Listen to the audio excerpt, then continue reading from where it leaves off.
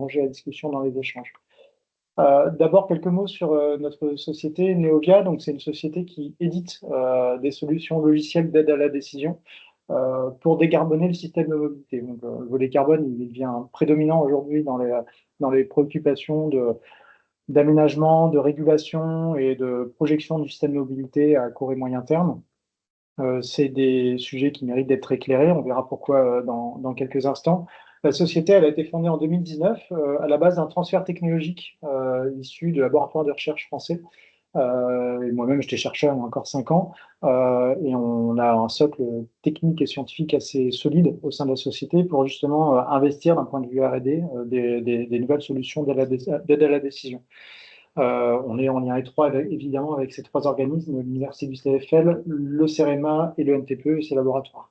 On a bénéficié d'un certain nombre de soutiens qu'on remercie jamais assez. Je vais citer en particulier l'ADEME et la BPI qui nous ont fait suffisamment confiance pour nous aider même financièrement sur nos développements R&D sur les années 2020-2023. Ça a été essentiel pour qu'on existe dans l'état dans lequel on est aujourd'hui. Le sujet, je pense que vous le partagez pour la plupart, il est complexe dû au fait que le système de mobilité, il est à la croisée de plein d'enjeux. Il y a des enjeux d'aménagement, de foncier, de localisation d'activités. Il y a des enjeux de réseau de transport dans lesquels il faut investir et qu'il faut gérer ensuite. On parle du réseau routier, des réseaux de transport en commun. On parle également de nouveaux services de mobilité, covoiturage, transport à la demande et plein d'autres. C'est un domaine qui est en pleine transformation technologique et digitale. On ne se déplace pas, nous, usagers, comme on se déplaçait il y a 20 ans sur Lyon, voilà, parce que la première réflexe, c'est sortir son smartphone. Donc en termes d'usage, ça s'est complètement transformé. Ça s'est également complètement transformé parce que c'est un système qui génère énormément d'informations, d'où l'importance d'être en mesure d'exploiter au mieux toute la donnée qui est générée par ce système. Et enfin, il y a des grandes transformations du service aussi, qui sont plus ou moins utopiques selon ce dont on parle. On peut parler du véhicule autonome qui va nous transporter demain, donc ça je mets dans la catégorie utopie. Et puis il y a des choses qui sont sans doute un peu plus concrètes sur des véhicules connectés, coopératifs, avec des vrais bénéfices en termes de régulation de réseau et de sécurité routière. Je pourrais décliner les cas d'usage. Nous, notre sujet, c'est de faciliter la prise de décision dans ce système complexe. La décision, elle est souvent politique. Alors, quand je dis politique, ça peut être au sens de la collectivité avec des élus, mais ça peut être aussi une décision politique et stratégique au sens d'un opérateur de réseau qui veut transformer sa politique de mobilité. Ces décisions qui sont politiques, elles doivent être en mesure de tirer le meilleur parti de toutes les données qui sont générées par le territoire. Aujourd'hui, il est interdit de les ignorer parce qu'elles contiennent une richesse d'informations essentielles pour comprendre ce qui se passe, hein, donc, pour les diagnostics. Et c'est le marchepied pour comprendre ce qui pourrait se passer si on déploie des projets sur le territoire. Notre mission chez Neovia, c'est d'une part de proposer des solutions qui centralisent la donnée, d'où qu'elle vienne et quelle qu'elle soit. Il y a plein de canaux d'information, ça peut être des équipements terrain, des portails open data, des fournisseurs de données, des enquêtes qui sont réalisées sur projet. Donc il y a un énorme enjeu à centraliser cette information et à la faire parler sans couture. Transformer les données en information, en fait, on peut être très heureux d'avoir une centrale de données, sauf que si on n'est pas en capacité de cartographier, créer des indicateurs, de croiser ces informations avec des outils d'analyse, en fait, on n'en fait rien. Donc, il y a un vrai enjeu à passer de la donnée à l'information. Et ensuite, le dernier volet, c'est l'anticipation des impacts des projets. Donc là, c'est la vision d'avenir. On n'est pas dans des boules de cristal. En fait, il y a des outils techniques à mettre en place avec des méthodes à respecter pour les faire parler sur des impacts de projets qui peuvent être un projet de déploiement de voies de covoiturage dans 6 mois sur la M6 ou des projets de zone à faible émission dans 2 ans sur l'aire urbaine de Lyon ou des projets de transformation d'activité du territoire à des horizons de 10 ans et comment ça transforme les mobilités du territoire du point de vue de la logistique, de la mobilité des usagers, etc. C'est pas une présentation qui se veut être une présentation commerciale, même si par souci d'économie de temps, j'ai beaucoup pompé dedans, mais sachez que nous, notre intention, c'est surtout de fournir une plateforme qui vise à centraliser tous les outils métiers dont on a besoin pour répondre à ces questions. C'est une plateforme qui, d'une part, cartographie les données. Et en fait, c'est parfois la première barrière dont on dispose, hein. On a des capteurs sur le terrain qui collectent de l'information. On a du mal à cartographier cette information, à naviguer sur une carte pour visualiser les capteurs, cliquer dessus et savoir ce qu'ils mesurent. Ça paraît bête à dire, mais en fait, c'est pas si simple à mettre en œuvre. À l'intérieur de la plateforme, on a déployé des outils de modélisation des flux, voilà, pour expliquer la manière dont s'écoulent les flux sur un réseau, pour obtenir des photos de charge de trafic, par exemple, sur un réseau routier à l'heure de pointe du matin ou du soir. Pour les plus connaisseurs d'entre vous, parmi les intermédiaires et les experts, c'est les modèles statiques, on appelle ça. Donc, c'est des photos qui donnent des images de charge de trafic ou de charge sur les réseaux de transport en commun en situation actuelle. Et puis, que se passe-t-il si on déploie une nouvelle ligne, on déploie un nouveau service, on coupe un barreau routier, comment se réorganisent les flux? Donc, il y a des outils qui sont spécialisés sur l'organisation des flux, on appelle plutôt statique, et puis il y a des outils qui écoulent les flux au sens de la mécanique des fluides. Là, les choses bougent, voilà, c'est pas une vision statique photo. On appuie sur le bouton lecture quelque part, et là, on écoule les flux sur le réseau et on voit ce qui se passe, comment le réseau il opère, est-ce qu'il y a des points de saturation, et puis on peut y adosser des projets dessus pour voir si on peut améliorer l'accessibilité, soulager les points de congestion, diminuer les nuisances environnementales. Et les nuisances environnementales, bah, du coup, ça fait la transition naturelle. Sans couture, dans l'outil, il y a des outils qui permettent d'estimer les émissions de CO2, NOx, particules fines, dioxyde de soufre, benzène, bruit, toutes les nuisances plutôt générées par l'usage du véhicule thermique. Voilà.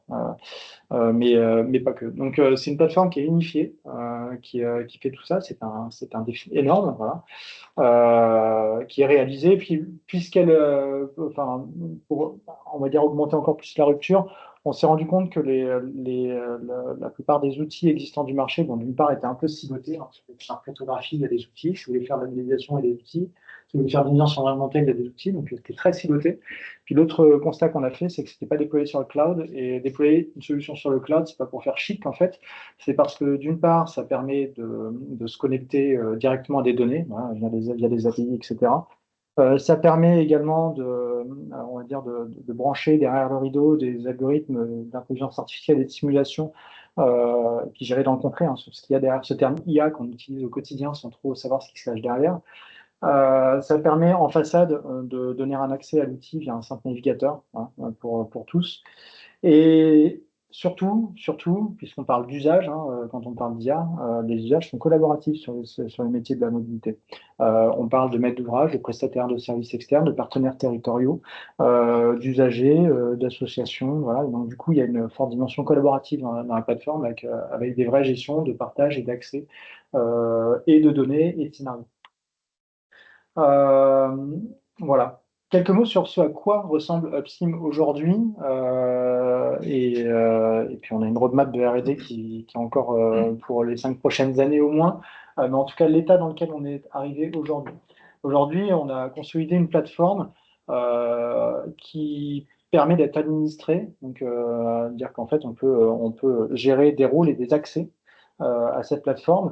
C'est une plateforme, c'est essentiel, qui peut être branchée sans couture à des sources de données, d'où qu'elles viennent. Là, on voit, c'est des données qui peuvent venir de fournisseurs. Pour ceux qui sont peut-être familiers du domaine, des données FCD, des données FND, donc des données de téléphonie mobile ou issues de vos navigateurs GPS, des données venues des équipements sur le terrain, des portails open data, ou alors tout simplement des fichiers dormants dans vos archives depuis 10, 15 ou 20 ans ou 3 ans, et puis en fait, on ne fait rien parce que faut se palucher les fichiers Excel, et puis en fait, ça prend un temps énorme. Donc, toutes ces données elles peuvent être rapatriées dans la plateforme.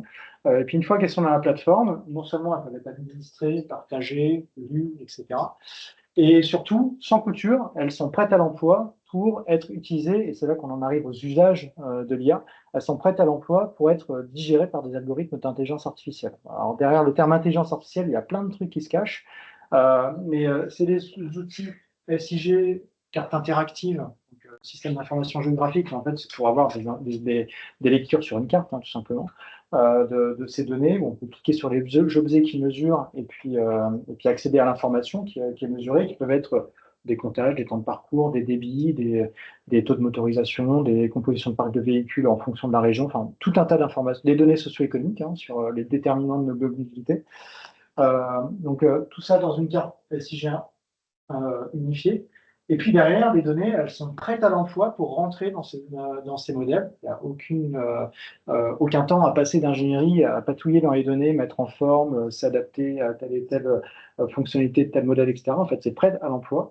Et l'utilisateur, il a juste, je le caricature un petit peu parce qu'il y a un petit peu d'expertise à mobiliser. Il a juste à utiliser son moteur, enfin choisir son moteur de calcul, pointer vers les bonnes données et puis mettre en place son outil de diagnostic et de modélisation sur cette logique. Et on a différents moteurs de calcul qui sont disponibles. Alors pourquoi différents moteurs de calcul? C'est pas pour avoir la prétention de dire on fait tout ça, c'est pour essayer de contrecarrer un des gros biais qu'il y a aujourd'hui sur l'utilisation de solutions de modélisation. Donc en gros, c'est l'IA des mobilités prédictives, hein, des solutions de modélisation. Le gros biais qu'on constate dans les usages, c'est que quand une ingénierie dispose d'une solution logicielle ou d'une solution de modélisation, elle a une tendance assez naturelle à se dire, puisque je maîtrise cet outil, je vais essayer de le brancher sur le cas d'usage, la question qui m'est posée. Voilà. En d'autres termes, pour celui qui dispose d'un marteau, tous ces problèmes sont inclus. Et c'est surtout pas comme ça qu'il faut réfléchir. C'est plutôt partir de l'usage. Voilà, on parle beaucoup au sein du Tuba des cas d'usage et derrière on tire la pelote jusqu'à choisir les bons outils, les bonnes démarches, les bons diagnostics. On est exactement dans cette démarche-là, en disant en fait, on a des projets. En fait, en fonction du projet, à Val, on va choisir les bons outils et on va pouvoir les sourcer avec les bonnes données. Voilà. Et c'est ainsi qu'on arrive à mettre en place une vraie chaîne d'aide à la décision qui est cohérente et pas biaisée notamment des usages distordus de solutions de simulation. Donc tout ceci, c'est unifié autour d'une même plateforme. Bon, ça, c'est plutôt exploité par des collectivités ou des bureaux d'études, mais ça peut trouver d'autres cas d'usage. Et surtout, c'est dans une plateforme web. Voilà, c'est un login et un mot de passe sur un site web. C'est sur des espaces sécurisés. C'est un gros sujet, hein, la sécurisation des données de mobilité. Et une fois que c'est fait, eh bien, on accède. Et c'est là qu'on va commencer à parler de cas d'usage. Vous voyez une carte qui s'affiche. En fait, l'application est cartographique et elle permet non seulement d'afficher tout un tas d'informations qui peuvent nourrir les projets. Enfin, je sais que Tuba a eu beaucoup d'initiatives autour de la valorisation des données de mobilité. Eh bien, en fait, cette solution, elle est là pour valoriser ce type d'initiative en intégrant directement des solutions de cartographie. Là, on voit un réseau routier, mais aussi des offres de transport en commun, mais aussi des données socio-économiques de l'INSEE qui permettent sur chacune des zones du territoire, qu'on appelle des zones iris, d'accéder à des informations qui permettent de choisir un point de comptage et de savoir quels sont les flux observés sur les jours typiques de semaine sur ces points de comptage. Et c'est là qu'on commence à gratter le sujet de la donnée et de sa valorisation. Donc non seulement il y a du diagnostic, et puis là après il y a quelques planches qui illustrent les sujets de modélisation. Donc là on est sur l'agglomération de Quimper, sur la mise en place d'un modèle à l'échelle de l'agglomération pour que l'agglomération de Quimper dispose d'un outil stratégique qui lui permette de planifier à moyen terme ses investissements dans les réseaux de transport et puis dans le réseau routier. Et de savoir que si ce barreau-là routier est coupé, ou s'il passe à une voie, ou à trois voies, ou s'ils font des travaux, comment ça organise les flux? Est-ce qu'il y a des gens qui changent de mode de transport? Est-ce qu'il y a des gens qui restent sur le mode routier mais qui changent d'itinéraire? Ces effets de report, est-ce que ça crée des surcharges? Est-ce qu'il y a des mesures compensatoires à prévoir? Donc, c'est des outils qui servent avec le réseau dessus. Évidemment, des sujets d'analyse de données d'offres de transport en commun. Certains, peut-être parmi vous, reconnaîtront des serpents de charge. Donc, en gros, c'est les montées-descentes sur tous les arrêts d'une ligne. Et là, c'est la charge du tramway le long de la ligne. Donc, c'est des manières simples de visualiser des informations qui sont pas si intuitives, en fait, à analyser. Et puis des outils de modélisation qui sont plus dynamiques, je l'ai évoqué tout à l'heure, on clique sur le bouton lecture, où là on voit des vraies conditions de circulation avec du vert, jaune, orange, rouge, comme vous le voyez sur Google. Sauf que sur Google, en fait, vous ne voyez que des informations de temps de parcours. Là, si vous mettez à un endroit du réseau, vous voyez des petits véhicules qui bougent. Ce pas des vrais véhicules, hein, c'est des véhicules qui sont virtuels, mais qui représentent dans leur comportement la manière dont vous vous déplacez quand vous êtes au volant de votre véhicule. Et donc c'est ainsi qu'on modélise la manière dont s'écoulent les flux de circulation sur un réseau routier. Avec derrière des outils d'analyse, inclus des outils environnementaux. CO2, notes, particules fines, bruit.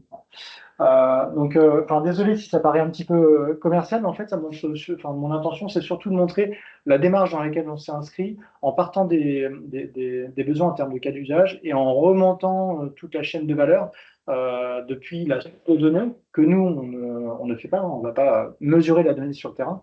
Notre promesse, c'est de dire que dès lors que la donnée elle est utilisée, elle est disponible, mais en fait, on peut la faire entrer dans un pipe d'analyse, de diagnostic, de modélisation et de prévision des impacts des projets de transport. Euh, donc voilà nos démarches. Panorama des modèles et cas d'usage. Donc là, je vais citer quelques exemples de mise en œuvre que l'on a eu ces dernières années, qui sont catégorisées entre elles. Hein. Il y a des mises en œuvre qui sont c'est les plus simples, en tout cas d'un point de vue technologique et technique, c'est la conception d'outils type SIG. Pour ceux parmi vous qui utilisent des outils SIG tels que QGIS, ArcGIS, je ne sais pas si c'est le cas d'ailleurs. Bon, c'est des outils qui permettent de cartographier les données. Historiquement, en fait, ces outils ils sont là pour visualiser de la donnée patrimoniale, des cadastres, des limites administratives, des réseaux, des choses qui ne bougent pas trop. Le problème, c'est que la mobilité, c'est des choses qui bougent du matin au soir, du lundi au dimanche, et c'est des outils qui ne sont pas faits du coup pour observer des données, des données dynamiques. Nous, on a un sujet spécialisé dans les données de mobilité qui permet d'adresser plein de cas d'usage. Par exemple, la DIR Centres, un opérateur des routes nationales et des autoroutes autour de Lyon, qui souhaitait disposer d'un outil d'analyse de données FCD, donc des données de temps de parcours sur son réseau, qui permet par exemple à l'agglomération de Quimper d'avoir une visualisation unifiée des compteurs vélos et routiers sur son territoire, qui permet au département des Côtes-d'Armor, par exemple, de pouvoir produire le bilan de trafic automatiquement, puisque quand les données sont dans la plateforme, je caricature, mais on n'arrivait pas loin de cette caricature. On clique sur un bouton et ça génère automatiquement des bilans de trafic, le nombre de quantités de véhicules qui passent chaque jour ou chaque année sur le réseau au-dessus de tel capteur, est-ce que ça change en fonction des effets saisonniers, etc. Ça, c'est plutôt un premier grand cas d'usage autour de la cartographie de la donnée et du diagnostic. Il y a une seconde grande catégorie de cas d'usage, c'est l'organisation des flux. Voilà. Là, je cite trois cas d'usage qu'on a eu d'une part à Quimper, où il s'agissait notamment d'éclairer le sujet d'affectation du trafic routier. En termes bien français, ça veut dire comment les gens choisissent leurs itinéraires sur un réseau. Et une fois qu'on a sommé la manière dont chacun des individus choisissent leurs itinéraires, quel est le résultat en termes de charge de trafic et est-ce que ça sature à certains endroits ou pas est-ce qu'on dépasse les capacités d'écoulement du réseau? Et puis, si oui, que fait-on? Pour la métropole de Valenciennes, c'est l'exemple du réseau d'offres de transport en commun, mais surtout, on a fait l'étude d'impact de la zone à faible émission, un sujet hautement sensible d'un point de vue politique et en lien, donc une analyse très en lien avec Atmo, hein, Atmo Hauts-de-France, qui est associé à nos outils des modèles d'émissions environnementales. Et puis, ça, c'est un cas d'usage qui est en cours de déploiement. Cette fois-ci, on adresse un pays entier. C'est un pays qui a la taille d'un département en France. Mais il a la densité d'un département parisien. Donc c'est quand même un sujet d'ampleur. On est en train de déployer sur le Luxembourg, où là, il s'agit de proposer une vision assez unifiée des mobilités sur le territoire luxembourgeois, des mobilités du quotidien. Et puis enfin, la troisième grande catégorie des cas d'usage, c'est l'analyse des congestions, où on peut tout à la fois mettre en place des outils qui sont en capacité d'analyser des impacts de report de trafic sur le réseau, donc des choix d'itinéraire, et puis des stratégies de régulation. Que se passe-t-il si on met des petits carrefours à feu aux branches d'approche d'un giratoire parce qu'il y a des congestions? Que se passe-t-il si j'optimise mon plan de carrefour à feu pour faire passer un transport en commun aussi propre avec une priorité absolue? Des exemples de cas d'usage qu'on a adressés, donc on est très dans le concret. Hein. Là, vraiment, on est sur les besoins des opérateurs terrain. Et puis pour terminer, des cas d'usage environnementaux, ils sont peu nombreux parce qu'en fait, il y a des pratiques d'évaluation des projets de mobilité qui sont quand même ancrés avec plusieurs dizaines d'années d'inertie derrière. Et donc, les études environnementales sont loin d'être systématiques, mais nous, ça fait partie de nos convictions que de dire qu'aujourd'hui, on s'interdit de faire une évaluation de projet de mobilité sans passer par cette question. Donc, en fait, ce qu'on dit à ceux qui mobilisent notre plateforme, c'est regardez-le, c'est sous vos yeux. Voilà, ça ne vous coûte rien de plus. Il y a des premiers indicateurs, puis après, si vous voulez aller plus loin en termes d'études et d'analyse, mobiliser les ressources qu'il faut, et ça permet par exemple d'avoir, là ici, on voit les concentrations en NOx générées par le trafic automobile sur un périmètre situé à l'ouest de Strasbourg, à proximité de l'aéroport, une zone sur laquelle encore aujourd'hui, il y a un projet d'aménagement neuf en route, donc c'est peu commun. Évidemment, avec des, des- des recours, des associations qui se mobilisent. Donc là, on a un maître d'ouvrage qui voulait être éclairé pour un peu objectiver le dialogue aussi avec ses partenaires locaux. Voilà. Alors après, j'ai choisi de dérouler le fil sur un vrai cas d'usage, celui de l'évaluation d'un nouveau dispositif de covoiturage sur l'autoroute M6. Enfin, l'autoroute M6, pardon, j'ai mélangé deux choses. C'est une voie métropolitaine désormais. C'était l'autoroute A6, désormais c'est la voie métropolitaine 6, donc c'est celle qui arrive depuis Villefranche et qui se branche sur le tunnel de Fourvière. Pour ceux qui l'ont déjà emprunté en voiture, bah, vous avez sans doute observé que sur votre gauche, il y a des petits signes covoiturage. Vous avez sans doute aussi constaté que, puisqu'il n'y a pas de contrôle sanction, tout le monde s'en fout, je le dis de manière triviale, mais en fait, c'est une voie de covoiturage qui est extrêmement peu respectée, parce qu'il n'y a pas de contrôle sanction. Donc en fait, aujourd'hui, elle a un fonctionnement qui est quand même assez proche du fonctionnement qu'on pourrait avoir sur une voie ordinaire. Enfin, pas exactement, mais en tout cas assez proche.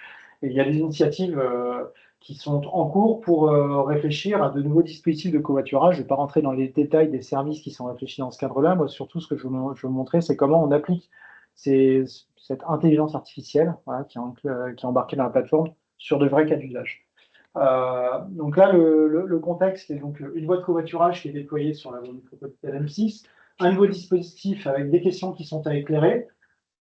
Est-ce que, enfin, la voie de covoiturage actuellement est peu respectée? Faisons le diagnostic. Voilà. Donc, pour ça, on a besoin de mesures, on a besoin d'outils, on a besoin de cartographier ces données, on a besoin d'indicateurs d'analyse, on a besoin aussi peut-être de croiser les informations entre différentes sources, les capteurs, les comptages de comptage de l'exploitant, peut-être des données de temps de parcours qu'on peut avoir par ailleurs. Donc, ça, première utilisation. Deuxième question, si la voie de covoiturage devient réellement respectée, que se passe-t-il? Voilà. Si demain on met du contrôle sanction, qu'est-ce que ça change? Voilà. Est-ce qu'on va vraiment avoir une différenciation de conditions de circulation entre les voies ordinaires et les voies de covoiturage? Est-ce qu'en entrée de la voie de covoiturage, on va avoir des effets de pincement qui vont créer des congestions? Est-ce qu'à la fin de la voie de covoiturage, il y a des effets de rabattement qui vont avoir des congestions? Donc ça, c'est une vraie question et on peut y répondre avec des outils de modélisation tels que je vous ai présenté. Si on met en place un nouveau service de covoiturage, quels impacts? Que se passe-t-il si on passe de 9% de véhicules qui ne sont pas autosolistes? Donc, autrement dit, des véhicules éligibles à la voie de covoiturage. Que se passe-t-il si on passe à 10, 15, 17, 20, 30%? Voilà. Est-ce qu'à un moment, on arrive à une limite de fonctionnement du système? Que se passe-t-il si on projette les trafics à 2030? Voilà, avec les hausses de trafic tendancielles, avec les projets d'activité locales qui peuvent générer des hausses de trafic de poids lourds, enfin, des déplacements domicile-travail. Et puis, quid de tout ça sur les émissions de CO2, de polluants, de bruit?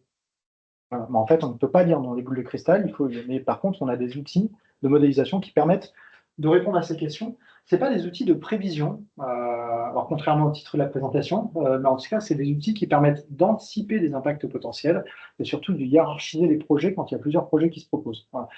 On sait dire avec ces outils, bah, tel projet, ses bénéfices-risques se distribuent ainsi, puis tel autre projet, il se distribue peut-être autrement, et on peut faire ces outils qui sont puissants pour comparer des projets entre eux. Donc, il y avait un besoin d'évaluer ce nouveau dispositif en simulation pour dimensionner le projet, évaluer son impact, disposer d'éclairage pour la décision politique d'une part et pour les relations avec les partenaires territoriaux d'autre part. Voilà. Parce qu'en fait, enfin, je prends un exemple trivial pour l'illustration, mais si on fait tout pour finalement protéger les conditions de circulation sur les voies de covoiturage et qu'on sacrifie le reste et qu'il y a des remontées de fil sur la ville de Tassin, bah, en fait, rapidement, on va avoir des mairies qui vont décrocher les téléphones, on va avoir des plaintes de citoyens, on va peut-être avoir des médias qui vont se faire un plaisir d'aller filmer ces situations désagréables en tendant le micro aux usagers. Bref, des situations qu'on veut éviter. Et donc, du coup, bah, pour éviter tout ça, bah, on essaie d'anticiper grâce aux outils de simulation. Donc là, c'est notre solution active qui a été retenue avec un moteur macroscopique, mais je ne sais pas si les détails techniques. L'objectif de l'étude, c'est d'une part, et c'est toujours comme ça qu'on fonctionne, on met en place un modèle. Je vous l'ai dit, c'est pas une boule de cristal. En fait, il y a une méthodologie d'emploi de ces outils. Donc, la première chose que l'on fait, c'est qu'on dit, bah, il y a les données, on a un moteur de calcul, il y a plein de paramètres à régler. On va régler tous les paramètres pour reproduire en simulation quelque chose qui est très proche de ce qu'on observe dans la réalité. Donc ça, c'est ce qu'on appelle l'étape de calage, parce qu'on tourne des boutons pour s'assurer que l'outil reproduit au mieux ce qu'on observe aujourd'hui sur le terrain. Étape de calage, mise en place du modèle, heure de pointe du matin, heure de pointe du soir, en combinant plein de données qui ont été mises à disposition par le Grand Lyon et certains de ses fournisseurs. Et puis une fois qu'on a quelque part ce jumeau numérique, hein, pour employer un terme à la mode, on a un réplica numérique de ce qui se passe dans la réalité, eh bien, en fait, on s'en sert pour monter des scénarios et puis les tester. C'est ce qu'on appelle des variantes de projet. Et puis bah, après, tout ceci se fait au travers d'applications, puis on peut le partager aux clients, aux partenaires, aux ingénieries, etc. Bon, ça c'est Dans un cas comme celui-là, par exemple, c'est quoi les données qui sont entrantes c'est dans 2 slides. Je vais les présenter, mais c'est des données de comptage parce qu'en fait, pour écouler, bon, ouais, je vais le dire dans 2 slides. Ça, c'est juste le périmètre de l'étude. C'est vrai que la première chose qu'on a à se poser, que l'on se pose quand on met en œuvre ces outils de modélisation, c'est en fait à quelle échelle il faut les déployer, parce que est-ce qu'il faut les déployer juste sur un petit segment de votre covoiturage, ou est-ce qu'il faut les déployer largement en amont et en aval? Ça, c'est une question qui est dimensionnante parce que derrière, ben, ça signifie où est-ce qu'il faut aller collecter de l'information pour mettre en place l'outil de modélisation. Et puis derrière, ça dimensionne aussi beaucoup les ressources d'ingénierie qui vont être mobilisées pour mettre en place le modèle. Donc ça, c'est essentiel. Choisir au plus juste le périmètre sur lequel on va déployer ce jumeau numérique. Après, il y a une méthodologie, voilà, centraliser les données, qualifier, construire le réseau, choisir les données de référence, estimer la demande de trafic, donc les quantités de véhicules qui s'écoulent, caler les paramètres, construire des indicateurs de calage pour s'assurer que le modèle il est bien fidèle aux données, puis on valide le modèle ainsi. Voilà. Puis une fois que le modèle est validé, c'est seulement à ce moment-là qu'on peut construire des scénarios et les analyser.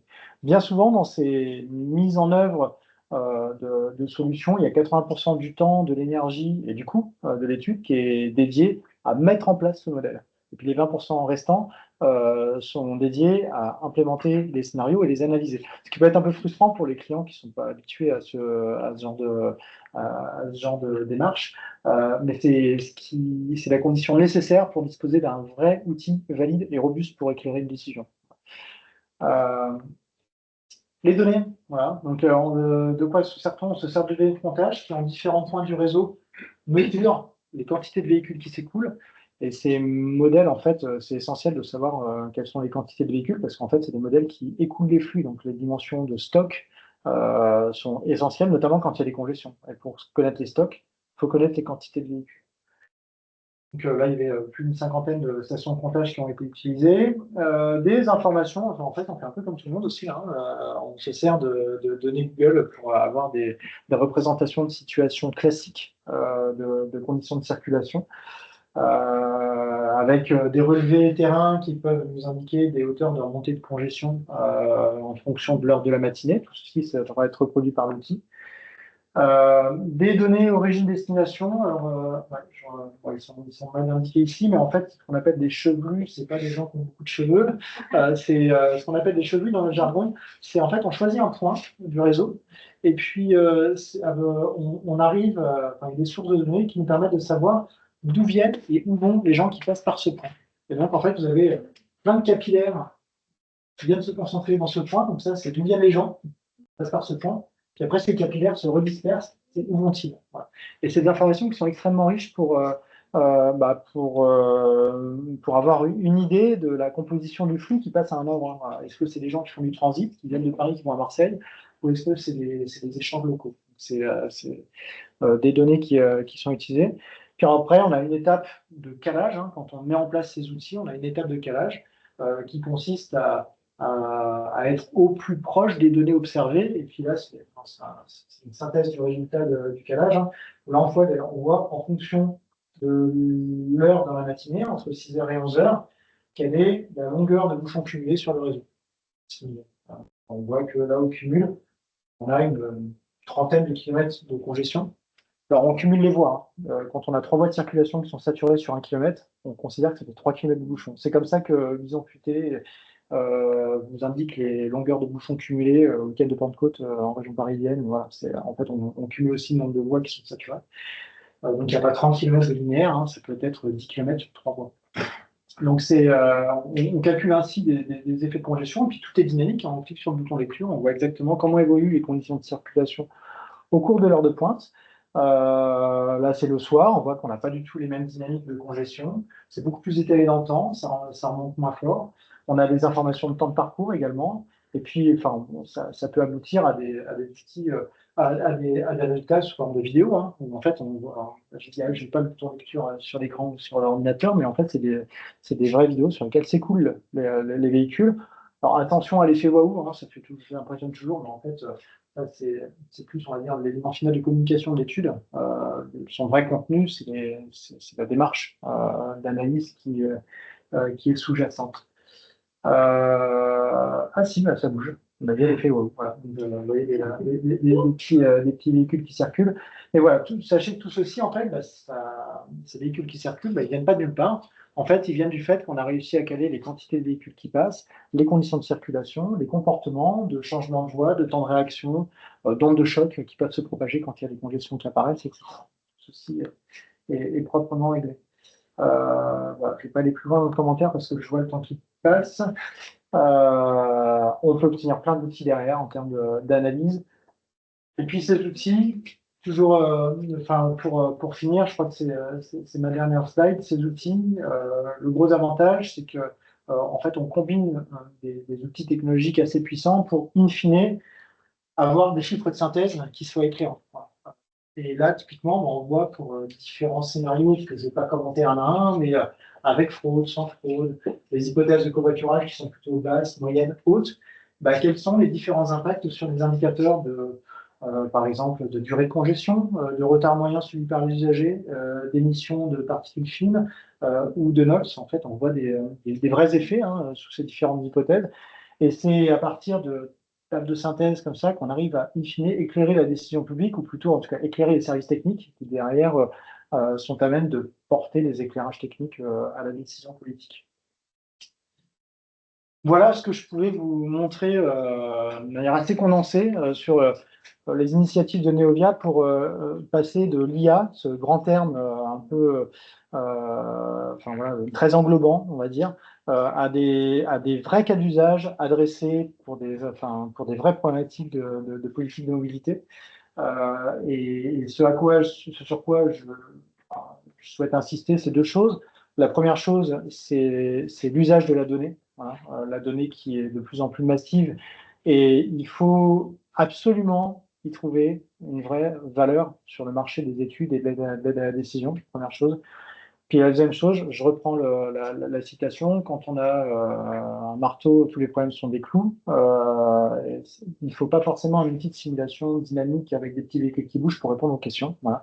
Parfois, il y a des solutions d'IA, pour le terme, dire de manière très englobante, qui peuvent être très simples ou très agrégées, mais qui répondent tout à fait aux problématiques d'évaluation. Et puis parfois, il faut mobiliser des outils très fins qui amènent à faire des vidéos. La communication, en tout cas, n'est pas une finalité en soi sur la mobilisation de ces outils. Voilà, je n'ai pas été coupé de questions, hormis une de ta part. Merci Frédéric. Merci. Je suis à vos dispositions pour... S'il y a effectivement des questions, des remarques, des commentaires ou quoi que ce soit, ici dans la salle ou en ligne. Oui. J'ai une question justement sur la partie IA, parce que c'est un modèle prédictif, mais le modèle d'IA que vous utilisez, c'est pas de l'IA générative. Pas du tout. Donc c'est de l'IA. Alors on en a différentes. On a des solutions qui tournent plutôt autour d'algorithmes de classification. Voilà. Par exemple, pour trouver des cas d'usage à la classification, ça peut être la détection automatique dans 365 jours d'un calendrier, détecter automatiquement les mardis et les jeudis qui correspondent à un comportement moyen de l'année, mais en excluant automatiquement les mardis ou les jeudis qui n'y ressemblent pas, parce qu'il y a eu de la neige, il y a eu une manifestation. Voilà. Donc on peut s'en servir pour classifier, par exemple, des jours vraisemblables dans le calendrier. On s'en sert pour qualifier de la donnée aussi, des algorithmes de classification. Donc, il y a un gros volet classification de la donnée. La donnée, c'est pas parce qu'elle est mesurée qu'elle est valide, loin de là. Donc, il y a un gros enjeu autour de la qualification de la donnée.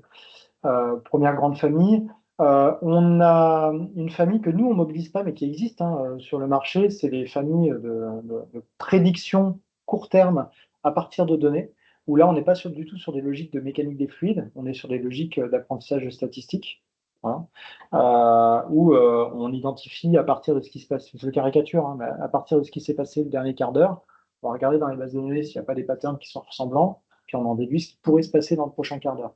Donc ça, c'est purement statistique, c'est pas du tout phénoménologique, c'est un peu, ça modélise pas la physique de l'écoulement sur le réseau. Puis après, du coup, il y a la physique des écoulements, c'est plutôt nos approches à nous, parce que ce sont les seuls à même à éclairer des sujets qui n'ont jamais été observés. En fait, vous ne pouvez pas, avec des approches statistiques, savoir quel est l'impact des travaux qui auront lieu demain sur Bouvard, Vivier, Merle, si dans les bases de données historiques, ça ne s'est jamais passé. Les outils avec des approches mécanistiques, je dirais, on peut leur dire, en fait, on passe de 2 à 1 voie, qu'est-ce qui peut passer? Quelles sont les conséquences? Quels sont les stocks de véhicules, etc. Donc, c'est pour ça qu'ils ont une force de prédiction unique, c'est qu'ils arrivent à prédire ce qui n'a jamais été observé.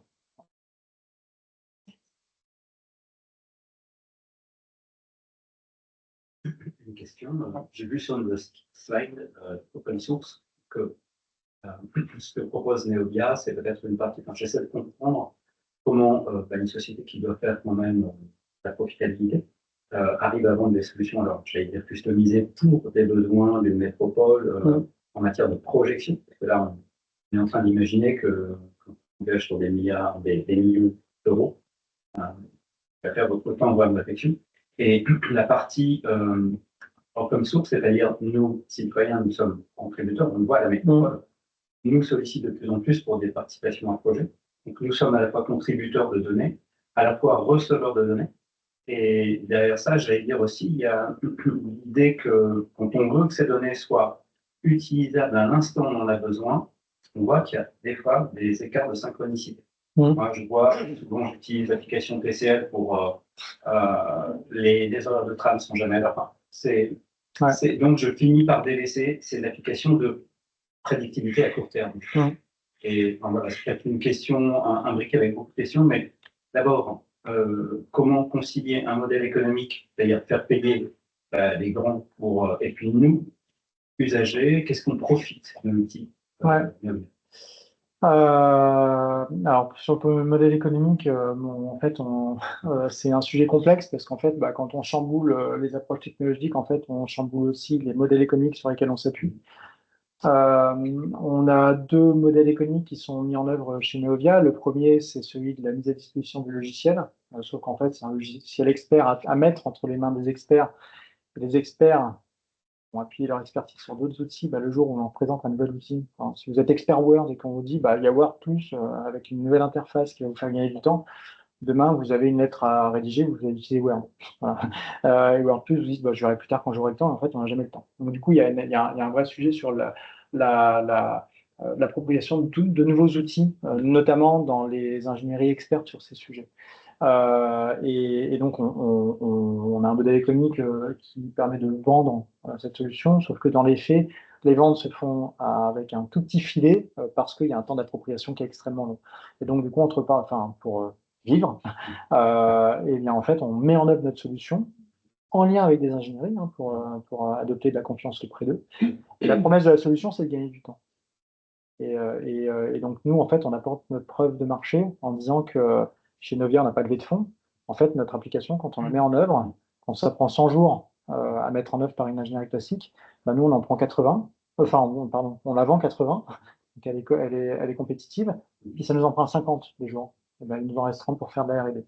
Et c'est ça qui fait qu'on est en développement continu d'applications, à la fois avec des mises en œuvre terrain et puis une capacité à avoir de l'auto-investissement R&D. Donc ça, c'est pour le volet modèle économique. En tout cas, c'est l'équilibre sur lequel on tient aujourd'hui, qui est un équilibre en ligne de crête, mais qui fonctionne très bien. Volet open data, alors nous, on n'avait pas sur les problématiques de données en temps réel, parce qu'on est plutôt sur des problématiques d'évaluation de projets à des horizons qui sont de l'ordre de quelques semaines, ou quelques mois, ou quelques années. Donc on est plutôt à analyser des données dans un historique. Et donc, pas de problématique de temps réel. ça n'empêche pas qu'il y ait des erreurs et des choses à filtrer, à qualifier, à redresser, à corriger dans les bases de données open data, mais en tout cas, pas de sujet de temps réel. Où là, en fait, dans le temps réel, on n'a pas le choix que de prendre la donnée telle qu'elle est, presque. Et comment on en fait bénéficier? En fait, notre logique dans l'application, c'est de dire si d'ailleurs, je vais prendre un vrai cas d'usage. Hein, la première fois où on a eu besoin de faire de l'analyse de données INSEE à l'application, sur le cas d'un déploiement sur l'agglomération de Quimper. En fait, ce qu'on a fait, c'est qu'on s'est branché sur les données INSEE, on a branché l'application sur les données INSEE France. Voilà. Donc, elles ont été branchées derrière l'application. Quand on le mettait en œuvre sur l'agglomération de Quimper, évidemment, elle était disponible. Et à partir de ce moment-là, tous les usagers de la plateforme, quel que soit le lieu du territoire en France, avaient accès aux données INSEE France sur les petits espaces de travail qui pouvaient monter n'importe où en France. Donc notre intention, c'est de dire que pour les bases de données qui sont en tout cas nationales,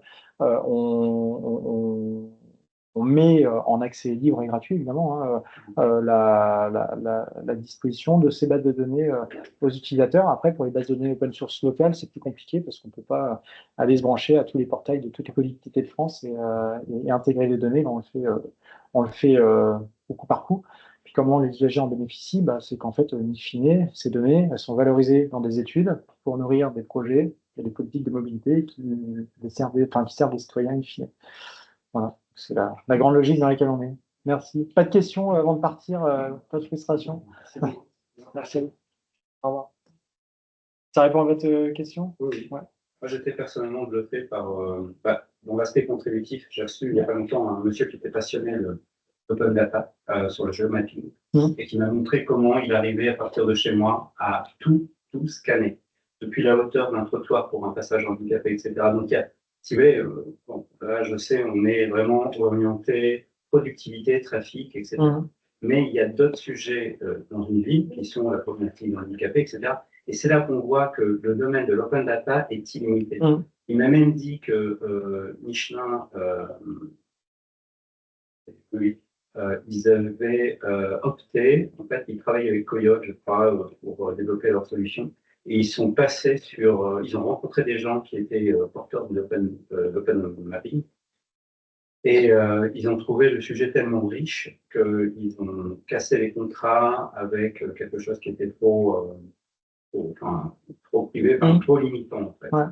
Donc je me dis, mais il y a énormément encore à faire, parce que le sujet de la mobilité, c'est aussi la mobilité en lien avec les usages. Parfois, c'est con, mais si vous n'aimez pas bien l'usage, vous évitez en fait un déplacement. Tout ça interagit. Donc voilà, j'étais vraiment intéressé par ce sujet et pour moi, c'est pour ça que la société de demain doit aller dans le sens où la métropole nous invite à être de plus en plus acteurs de nos propres problématiques. Parce qu'on voit des choses et parfois on voit une richesse que d'autres ne verront jamais.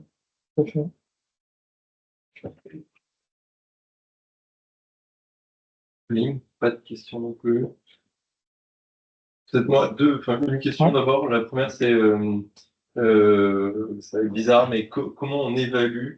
Est-ce qu'il y a une forme d'évaluation des modèles prédictifs? C'est-à-dire, une fois qu'ils ont été mis en place, ils aident à la décision. Comment on mesure s'ils se révèlent justes ou non? Est-ce qu'il y a une sorte d'évaluation a posteriori? Il y a deux réponses possibles. Déjà, la première chose, c'est qu'ils ne sont pas faits pour être prédictifs. Ils sont faits pour évaluer les scénarios et les discriminer entre eux. Donc, s'il y a des écarts, c'est pas grave.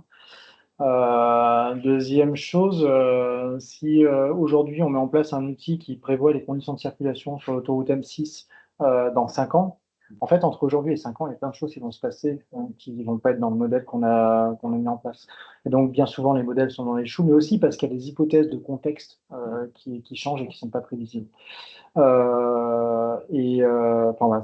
puis, la troisième chose, c'est que concrètement, ceux qui mobilisent ces outils, qui sont assez consommateurs d'ingénierie, donc cher à mobiliser, ceux qui les mobilisent passent suffisamment d'argent à payer des études pour prévoir les projets, plutôt que de payer des études pour se dire le projet que j'ai étudié il y a 5 ans, est-ce qu'il est dévalué? Voilà. Donc, de manière très pragmatique, il n'y a pas de marché en fait. Pour compléter ta réponse, souscrit. Normalement, les gros maîtres d'ouvrage qui ont fait des bilans socio-économiques et des grosses études avant les projets, ils sont censés normalement faire des études ex post. Effectivement, elles sont très peu faites. Par exemple, on prévoit des reports modaux de gens qui vont passer de la voiture à un tramway. Et en toute rigueur, si on allait au bout vraiment de demande, on devrait des études. Il y a quelques exemples qui ont été faits, mais c'est loin d'être systématique. Par exemple, une réponse, de se dire on a prévu tant de report modal, tant d'usagers dans le nouveau métro qui viennent de la voiture, ce serait bien d'aller compter après pour voir si ça marche. C'est très peu fait pour les raisons. Ouais, et puis, en fait, c'est quand même fait un endroit, j'ai réfléchi en t'écoutant, c'est par exemple la métropole de Lyon, mais comme plein d'autres agglomérations, métropoles, conseils départementaux en France, ont investi dans des modèles stratégiques. Donc, en gros, ils mettent plein de sous une fois pour exploiter un modèle pendant 5, 10 ou 15 ans. Et en fait, ils vérifient quand même si le modèle il dérive par rapport à ce système d'arrêté. Et là, on peut reparamétrer, réajuster, refaire du calage, en fait, hein, pour maintenir l'exploitation du modèle. Donc, ça, c'est quand même des choses qui sont faites, mais pour une catégorie d'usage très, très ciblée. J'avais une deuxième question. Si, il n'y en a pas d'autres? Si, une question Ouais. Plutôt globale, à l'échelle Neovia et ou à l'échelle plus largement du sujet. C'est quoi les évolutions qu'on peut voir venir? C'est quoi vos perspectives de développement? Alors, sans trahir de secret, nous, on a deux gros sujets R&D qui vont nous occuper sur les prochaines années. Le premier sujet, c'est mieux intégrer dans les outils de modélisation les nouvelles formes de mobilité. Mobilité vélo, certes, mais j'ai envie de dire c'est de plus en plus facile parce qu'en fait, les vélos, ils se déplacent de plus en plus sur des réseaux. C'est facile de faire bouger des trucs sur des réseaux. Et voilà, il y a aussi plein de données qui sont générées par cette mobilité, mais il y a aussi des mobilités qui sont beaucoup plus diffuses. Une trottinette, marche à pied, gyropode, enfin, ces nouveaux engins de mobilité. Donc, comment faire rentrer ces choses qui sont de plus en plus mesurées désormais dans les outils à décision. Ça, c'est le premier gros sujet. Puis il y a un deuxième sujet qui est plus technologique, mais qui est essentiel, c'est que ces outils qui sont chronophages, parce que comme je vous l'ai dit, il y a 80% du temps qui est passé à mettre en place, à faire du calage, à tourner des boutons pour être au plus proche de ce qui se passe dans les données. On est assez persuadé que dans WebSim, il y a les données, il y a les moteurs de calcul, les paramètres sont à disposition, et donc du coup, on peut peut-être automatiser une partie du calage, mais c'est des sujets qui sont très complexes. On en parle depuis 50 ans dans les papiers de recherche, je peux en témoigner, mais sauf que c'est tellement complexe, et nous, en toute humilité, on pense que si on n'y arrive pas, personne n'y arrivera. On est 7 ingénieurs docteurs dans l'équipe ultra spécialisée sur ces sujets. On a la volonté farouche d'avancer parce que ça peut complètement révolutionner, je pense, la manière dont on exploite ces outils sur les projets en général. Dernier élément, mais tu l'as dit déjà un peu, c'est quoi les 3 prérequis, par exemple, essentiels pour mettre en place ce type de modèle? Ouais, alors premier prérequis, c'est des bases minimales en ingénierie de la mobilité ou en ingénierie du trafic. Voilà. Donc, deuxième prérequis, c'est des bases minimales en méthode d'évaluation des projets de mobilité. Donc là, c'est plus l'état de l'art réglementaire, etc. Puis troisième prérequis, c'est se former sur ces outils pour correctement les mettre en œuvre. Voilà. Donc des prérequis, on va dire, savoir-faire d'ingénierie générale, savoir-faire de méthode d'évaluation des projets de mobilité, puis savoir-faire outils. Merci à toi Aurélien pour cette présentation. Merci pour l'invitation. Merci à toutes et à tous pour votre participation également en ligne du coup. Peut-être juste pour redonner aussi les prochains temps, donc les prochains cafés d'Atable se dérouleront le 12 novembre, toujours à 13h30 avec les équipes de la préfecture de Rhône-Alpes. Enfin, Auvergne-Rhône-Alpes, pardon, sur la plateforme Datara, enfin, autour de la plateforme Datara, qui est une plateforme de données ouvertes sur la région. Ensuite, ce sera le 12 décembre, autour d'un sujet anonymisation des données. Donc voilà, pour le prochain rendez-vous. Et puis j'en profite aussi pour dire, on organise un défi ou des défis Datable, une sorte de hackathon, autour de comment on mobilise les données sur des enjeux d'intérêt général, avec 2 défis, un autour de portrait de territoire, comment on donne comment on donne à voir le territoire, notamment de la métropole de Lyon, avec des données de l'IGN, de Urba Lyon, en particulier, et un autre sur les mobilités et les déplacements, en particulier avec la métropole de Lyon. Donc voilà, on a lancé les inscriptions, c'est la semaine dernière, pardon. Ça se déroulera le 7 au soir pour la présentation un peu plus détaillée des parties, le 8, la journée de 8 novembre, pardon, pour la journée de vraiment de travail de hackathon, et un temps de restitution le 18 novembre entre midi et 2. Voilà, bah, vous pouvez vous regarder tout ça sur la page LinkedIn, notamment de Lyon Urban Data de Tuba. Vous aurez toutes vos informations, n'hésitez pas à vous inscrire. Merci encore une fois à toutes et à tous pour cette participation et ces temps d'échange, et d'ailleurs qui peuvent se poursuivre de manière informelle maintenant. Merci beaucoup. Merci, Cyril. Merci. Merci beaucoup. Merci.